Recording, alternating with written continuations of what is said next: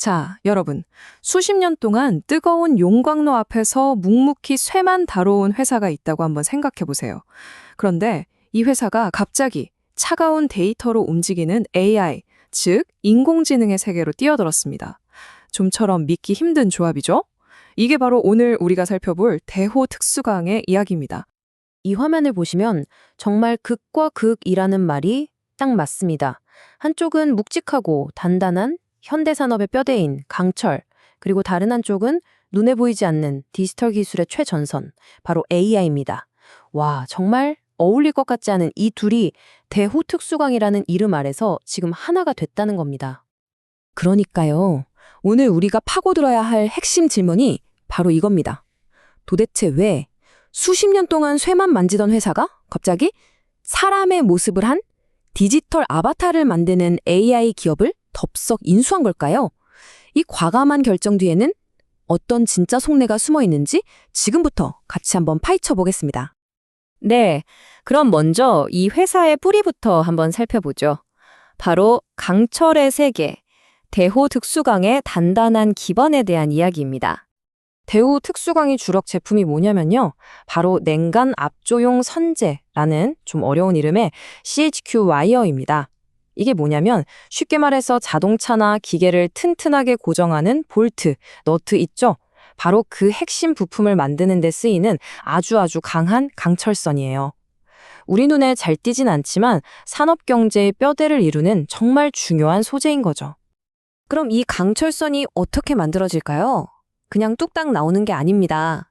먼저 표면을 아주 깨끗하게 닦아내고 마찰을 줄이는 윤활 작업을 하고 원하는 모양으로 쭉 뽑아낸 다음에 마지막으로 뜨거운 열 처리를 통해서 강도를 확 끌어올리는 거죠.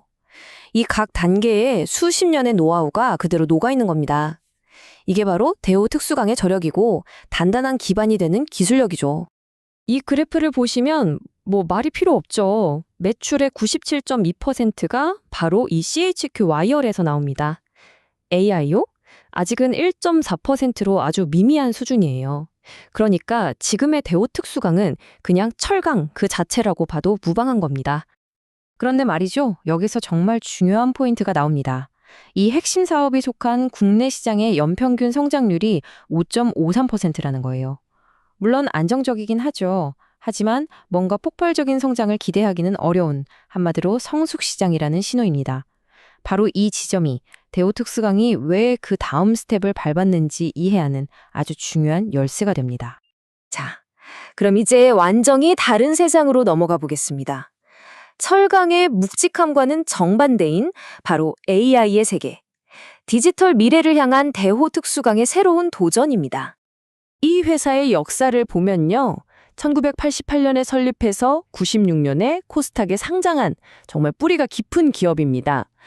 그렇게 쭉 철강 사업을 해오다가 2024년 역사에 기록될 만한 아주 큰 사건이 터지죠. 바로 생성형 AI 전문 기업 이오이스를 인수한 겁니다. 그럼 이 이오이스라는 회사는 대체 어떤 곳일까요? 한마디로 보는 AI 분야의 전문가 집단이라고 할 수 있습니다. 컴퓨터가 사람처럼 이미지를 보고 이해하고 심지어는 세상에 없던 새로운 이미지나 3D 모델까지 만들어내는 바로 그 생성형 AI 기술에 특화된 곳이죠. 주로 기업들을 상대로 AI 포토라던가 AI 패션 룩북 같은 서비스를 개발하고요. AI를 학습시키는데 꼭 필요한 데이터를 만드는 데는 국내에서 손꼽히는 경험을 가지고 있습니다. EOEC의 실력을 이 숫자 하나로 보여줄 수 있겠네요. 지금까지 AI 학습용으로 납품한 데이터가 무려 100만 건이 넘습니다. 이건 이 분야에서 국내 탑티어라는 걸 그냥 숫자로 증명하는 거죠. 단순한 스타트업이 아니라는 겁니다. 자, 이제 드디어 퍼즐의 조각들을 맞춰볼 시간입니다. 묵직한 강철과 첨단 AI. 전혀 어울릴 것 같지 않았던 이 둘이 왜 만나야만 했는지 그 큰 그림을 지금부터 함께 그려보겠습니다. 이 그래프가 사실상 모든 걸 설명해 줍니다. 왼쪽 기존의 CHQ 와이어 시장 성장률이 연평균 5.53%죠. 그런데 오른쪽 생성형 AI 시장은 어떻습니까? 무려 17.49%입니다. 3배가 넘죠. 네, 성장이 더딘 시장에서 폭발적으로 성장하는 시장으로 옮겨가겠다.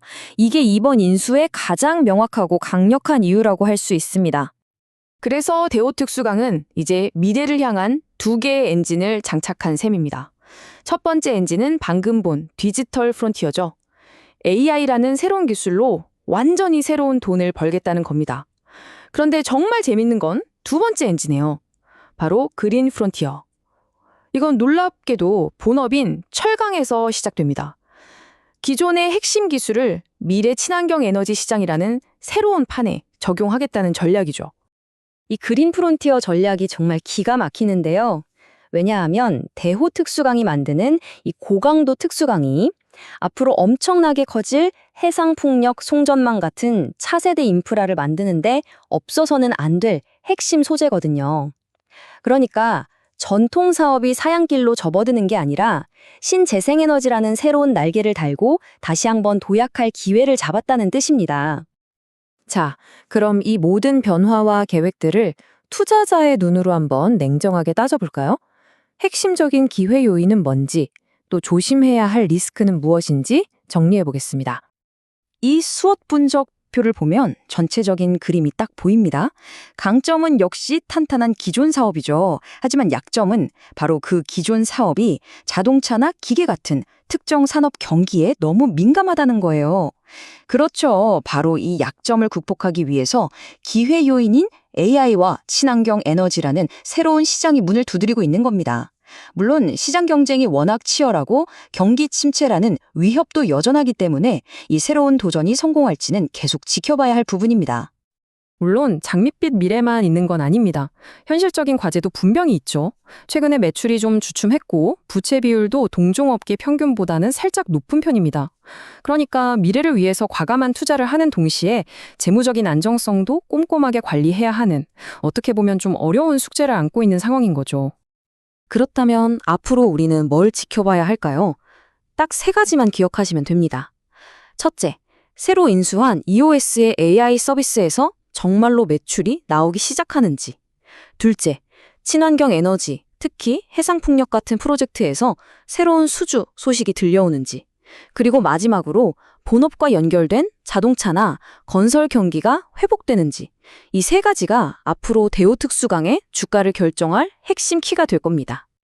이 모든 이야기를 한 문장으로 압축한다면 바로 이 말이 아닐까 싶습니다. 탄탄한 본업 기술력 위에 AI라는 미래 성장 엔진을 장착해서 스스로를 재창조하고 있는 전통 제조업체. 네, 대우특수강의 변신을 이보다 더 잘 표현할 수는 없을 것 같네요. 오늘 분석을 마무리하면서 여러분께 이 질문을 한번 던져보고 싶습니다. 과연 구시대의 산업 거인이 신시대의 디지털 코드를 완벽하게 마스터하고 성공적으로 변신할 수 있을까요? 대호 특수강의 미래, 그리고 어쩌면 우리 산업계 전체의 미래에 대한 중요한 질문이 될 것 같습니다. 오늘 준비한 이야기는 여기까지입니다. 부디 흥미로운 시간이 되셨기를 바랍니다. 마지막으로 오늘 내용은 정보 제공을 위한 분석일 뿐 특정 종목에 대한 투자 권유나 자문이 아니라는 점 꼭 기억해 주시길 바랍니다.